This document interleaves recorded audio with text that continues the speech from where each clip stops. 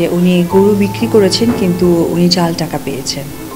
তো উনি জাল টাকা পাওয়ার কারণে ওনার আসলে আমার মনে হয় যে সবাই দেখে ব্যথিতও হয়েছে যে আসলে একটা মানুষ দূর দূরান্ত থেকে পশু নিয়ে আসেন, সেই পশুটা কোরবানি দিয়ে কোনো একটা আশায় হয়তো বা সেই টাকাটা পরিবারের কাছে নিয়ে যাবেন।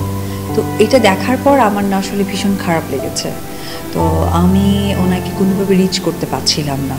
তো একদিন হঠাৎ করে ফেসবুক স্ক্রল করতে গিয়ে নাসির ভাই, উনি চিটাগংয়ের একজন ফাউন্ডেশনে আছেন, এবং আমি ওনার ফেসবুক পুরোটা ঘেঁটে দেখলাম যে উনি আসলে খুব সুন্দর মানুষদের জন্য কাজ করেন। উনি এখন হয়তো বা মিশরে আছেন, গাজা জন্য উনি আছেন, যেহেতু উনি এই ফাউন্ডেশনে মানুষের উপকারের কাজেই লাগেন। তো আমি ওনাকে ফেসবুকে আসলে নক দিলাম যে আসসালামু আলাইকুম ভাইয়া, আমি চিত্রনায়িকা অপু বিশ্বাস।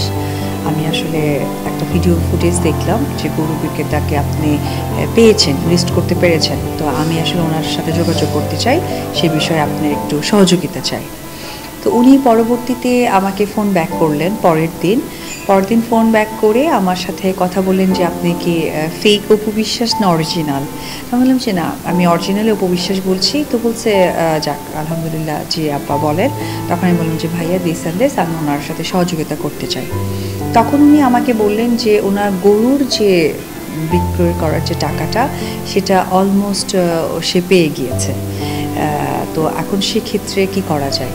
আমি বললাম ভাইয়া তাহলে আপনি একটা কাজ করেন, যদি উনি ক্যাশ টাকা চাই তখন আমি একটা অ্যামাউন্ট বলে দিয়েছি, আর তাছাড়া উনি যদি কিছু করতে চান সেই বিষয়ে আমি ওনাকে সাপোর্ট করতে চাই। যদি উনি হজে যেতে চান বা উনি কোনো কিছু কাজ করতে চান, তো সেক্ষেত্রে আমার লোক গিয়ে ওনাকে সেই সাপোর্টটা করে দেবে ফুলফিল।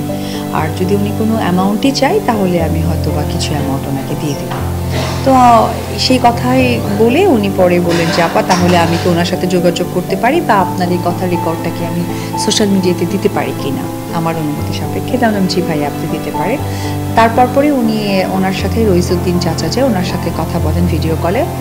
তখন উনি জানেন না যে আসলে কে কী অ্যামাউন্ট দিতে চাচ্ছেন। উনি ওনার মতো করে যেমন নর্মালি কথা বলেন, প্রশ্ন করেন, এবং ওনাকে বলেছেন যে টাকার বিষয়টা, এবং টাকাটা যতটুকু শুনেছি ওনার মেয়ের হাজব্যান্ড মানে মেয়ের জামাইকে টাকাটা দেওয়া লাগবে কোনো কারণে।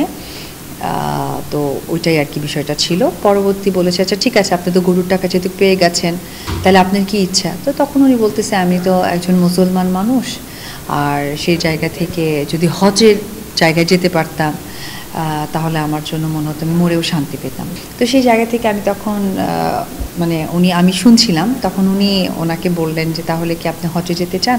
বলছে হজে যেতে তো অনেক টাকা লাগে, আমি কেমনে যাব, গরিব মানুষ, আমার তো যাওয়ার উপায় নেই।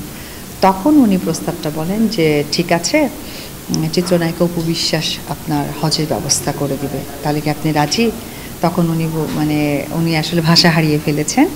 তো এইখান থেকেই আসলে প্রস্তাবটা যাওয়া, এবং সেক্ষেত্রে আজকে যেমন ওনার বিকাশে কিছু টাকা পাঠানো হয়েছে। পাসপোর্ট যেহেতু ওনার নেই, পাসপোর্টটা তো আগে করতে হবে, তো তার জন্য যথেষ্ট পরিমাণ যে পেপারস দরকার এটা উনি রেডি করছেন চাচা।